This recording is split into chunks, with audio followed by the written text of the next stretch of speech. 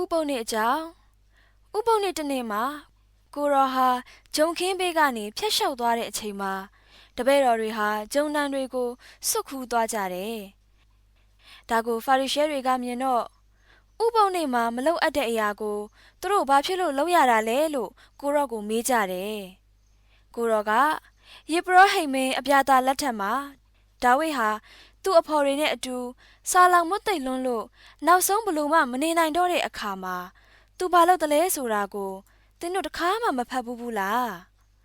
သူဟာဘုရားသခင်ရဲ့အိမ်တော်မှာရှိတဲ့ယေဘရဟိတ်တွေပဲစားခွင့်ရတဲ့ပူဇော်တက္ကာမှုကိုယူစားတယ်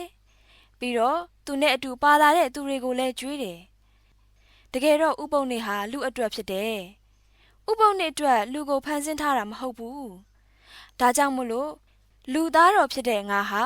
ဥပုံနေ့ရဲ့အရှင်သခင်ဖြစ်တယ်လို့သူတို့ကိုမိန့်တော်မူတယ်။ဒါကတော့ရှမာကုအခန်းနဲ့အပိုက်ငယ်23မှ28အထိဖြစ်ပါတယ်။